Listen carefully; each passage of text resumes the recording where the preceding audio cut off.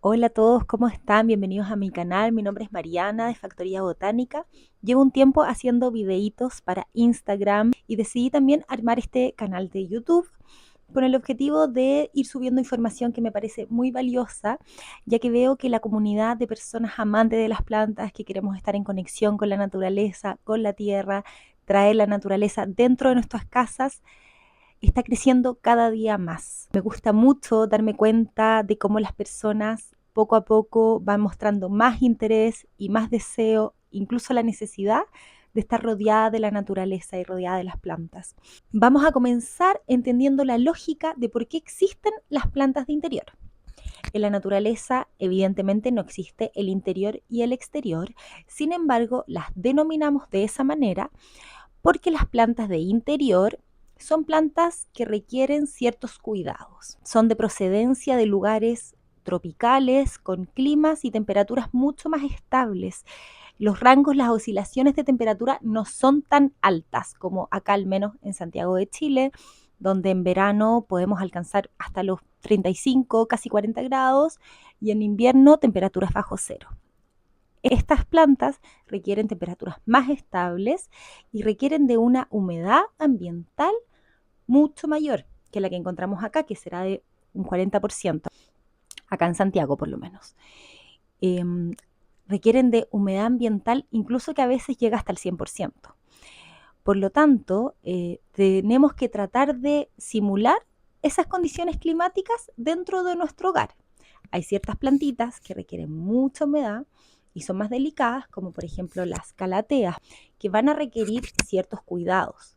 Incluso si las tenemos dentro de casa, van a desarrollar bordes secos en sus hojas, van a estar lánguidas tal vez y van a presentar algunos síntomas de estrés porque las condiciones ambientales no se asemejan a sus condiciones de donde vienen, de donde son originarias. Por eso es que se usan las cúpulas, por eso es que a veces ponemos las plantas en terrarios o en vitrinas para poder cumplir con esas características y cumplir con las condiciones que requieren. Un consejo que a mí me ha servido mucho es, más allá de preguntarle al vendedor o la vendedora del vivero donde compres tu planta, cuáles son el riego que requieren o la luz, etcétera, averigua sobre esa planta, infórmate, lee cuál es la procedencia, entiende si es una planta trepadora o no trepadora. Por ejemplo, las monsteras, ¿no? Que están tan de moda. Las monsteras crecen aferradas a los troncos de los árboles. Por eso es que necesitan un tutor. Sin un tutor, crecen todas desparramadas. Por lo tanto, entendiendo la lógica de cómo se desarrollan las plantas en sus lugares de procedencia, vamos a poder otorgarles el mejor cuidado. Un punto fundamental en el cuidado de tus plantas es tenerlas en un buen sustrato. Un buen sustrato para plantas de interior es un sustrato aireado que retenga la humedad sin encharcar. ¿Qué debe contener este sustrato? Idealmente es una mezcla de compost, tierra de hoja en poca cantidad, perlita o vermiculita, fibra de coco y abono orgánico como humus, por ejemplo. Un sustrato adecuado, ligero, aireado, permite el buen desarrollo de las raíces, ayuda a que la planta retenga humedad sin el problema de que se vayan a pudrir sus raíces. Tener un sustrato con una buena cantidad de materia orgánica es súper importante. Sin materia orgánica no hay nutrientes. Lo que hace la materia orgánica es que la planta al regarse se diluye el nutriente y entra directamente a nutrir la planta. Por lo tanto, olvídate de comprar una bolsa de tierra de hojas y poner tu planta ahí, o esta típica tierra que sale como que dice tierra de maceteros. Eso en un par de meses va a estar completamente compactada y va a haber agotado todos los nutrientes.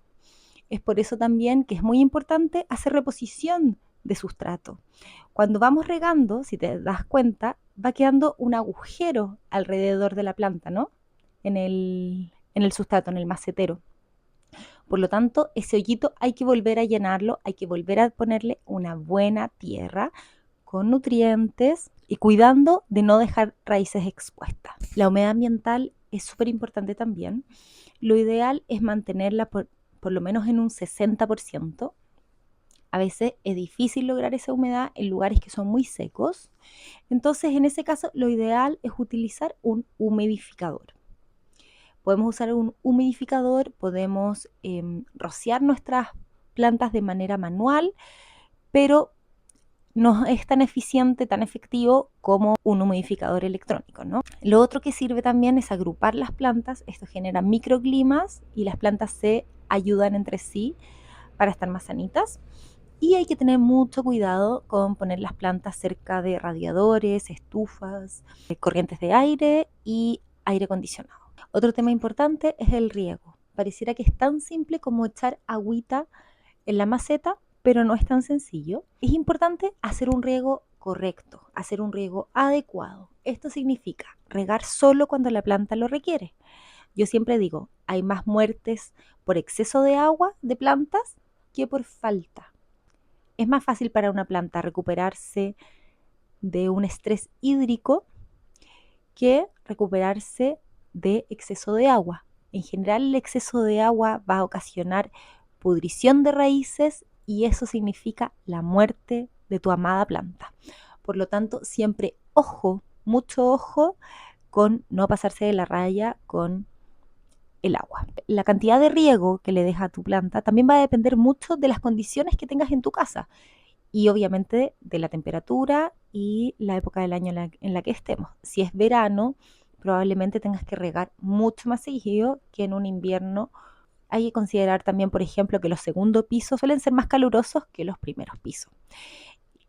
Por lo tanto, lo ideal es ensuciarse las manos, meter un dedito a la tierra, o puede ser un palito también, y verificar que la tierra esté seca. Generalmente se aconseja dejar la primera capa del sustrato que esté seca porque la raíz todavía va a tener humedad. En el fondo de la tierra va a haber todavía humedad. Y también estar atento a los signos de deshidratación que puede mostrar la planta. Esto quiere decir hojas lánguidas. Ese es el primer signo de deshidratación de las plantitas. Casi todas se manifiestan así, o si no también la hojita enrollada. Cuando riegues, si tu planta está bien seca, lo que debes hacer es asegurarte que el agua escurra por los agujeros de drenaje. Si tú pones un riego que es muy pequeño, ¿no? Le pones la mitad a un vasito y es un macetero con un volumen importante, esa agua va a llegar hasta la primera capa de la planta. Por lo tanto, las raíces que van a abarcar probablemente gran parte del macetero no se van a hidratar y eso va a hacer que se vayan deteriorando, dañando. A la larga eso puede provocar enfermedades, estrés y hasta la muerte incluso de tu planta. Por lo tanto, un riego adecuado siempre es importante. Con respecto a la ubicación, es importante priorizar el bienestar de la planta por sobre la estética. Siempre digo lo mismo. ¿Por qué? Generalmente pensamos, este rincón está súper feito, es muy oscuro, le hace falta una planta. Y pensamos que una planta lo va a solucionar. Pero si ese lugar no es adecuado para la planta, al final va a terminar siendo un rincón más feo aún porque va a tener una planta casi muerta o muerta. Por lo tanto, infórmate. Siempre lo más importante es informarse. Lee al respecto de qué cuidados, qué ubicación, qué luz requiere esa planta. Hay plantas, por ejemplo, que no toleran las corrientes de aire. Entonces no la puedes poner en un pasillo. Hay plantas que toleran muy bien la oscuridad, como por ejemplo la sansevieria y algunos helechos, pero si tienes una planta variegada no la puedes poner en un pasillo oscuro porque va a perder todo el variegado y va a perder toda su gracia, ¿no? Entonces, muy importante poner la planta de acuerdo a la necesidad lumínica que ésta tenga. También aconsejo cuando ponemos plantitas colgantes en macramé o en algún macetero colgante o sobre un mueble, mirarlas. Subirse por lo menos una vez a la semana a una silla y mirar la planta, porque al no estar a la altura de nuestros ojos se nos olvida, la perdemos de vista y de repente la vamos a ver y está llena, por ejemplo, de cochinilla o no la hemos regado en 4 semanas. Entonces, como tener ojo con eso. Y obviamente no ponerla cerca, como lo dije anteriormente, de corrientes de aires, de estufas, radiadores. Y... ¡Ay, entró el gato! Y tener mucho cuidado de no ubicarla en lugares donde puedan sufrir caídas o se las pueda pasar a llevar. Otro punto muy importante a considerar es el abono. Las plantitas requieren abono, requieren nutrición. Para que una planta se desarrolle de manera correcta y saludable necesitan abonos. Por esto tienes que cada 15 días en época de crecimiento, que es en primavera y verano, ponerles humo de lombriz, biofertilizantes, pueden ser foliares o puede ser directamente sobre el sustrato. Y suelo recomendar siempre que frente a signos de estrés, como hojitas lánguidas o se está recuperando, por ejemplo, la planta de una plaga, le pongas bioestimulante cada 5 días, hasta que veas que ya recobró su color y recobró su vitalidad. Y por último, con respecto a las plagas, lo mejor evidentemente es tratar de prevenirlas. ¿Y cómo hacemos eso? Observándolas y cuidándolas de que estén en las condiciones que la plantita requiere. Todo lo que hablamos anteriormente.